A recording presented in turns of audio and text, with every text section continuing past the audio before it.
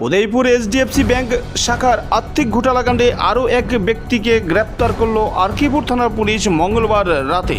সংবাদে জানা যায়, উদয়পুর মহকুমা পুলিশ আধিকারিক নির্মাণ দাসের তত্ত্বাধীনে 05 নম্বরের একটি মামলায় আরও একজনকে গ্রেপ্তার করেছে। এ পর্যন্ত বেশ কয়েকজন এই এইচডিএফসি ব্যাংকের অর্থ নয় করার অপরাধে জেল কাস্টাডিতে রয়েছে। এই মুহূর্তে আরও একটি বড় খবর আপনাদের সামনে তুলে ধরছি।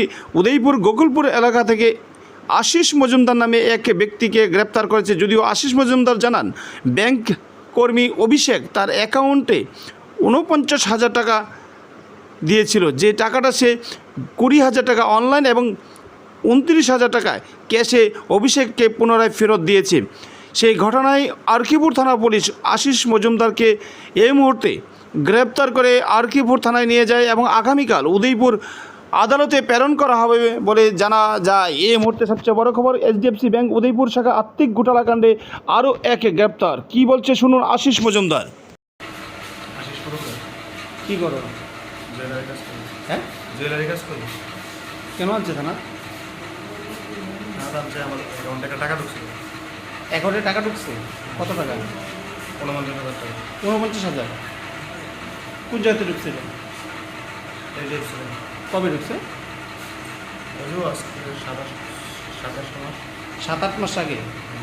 কে ঢুকাইছিল? অভিষেক। হ্যাঁ, অভিষেক। অভিষেক ব্যাংক ম্যানেজার যে ছিল? না, অভিষেক। অভিষেক কে সে? ব্যাংকেই কাজ করি। ও এইচডিএফসি ব্যাংকে কাজ করে। তো ওই টাকাটা কী করছো? টাকা হেরে দিলে। হ্যাঁ নিছে কার? এই পুলিশ এই কারণে তোমার আনছে। বাড়ি কোন জায়গায়? গোকুলপুর। বাবার নাম কি? প্রদীপ মজুমদার। আর তোমার নাম? আশিস মজুমদার। রাজেশ? আশিস। আশিস মজুমদার। আশিস মজুমদার। আশিস। কী কাজ করো তুমি?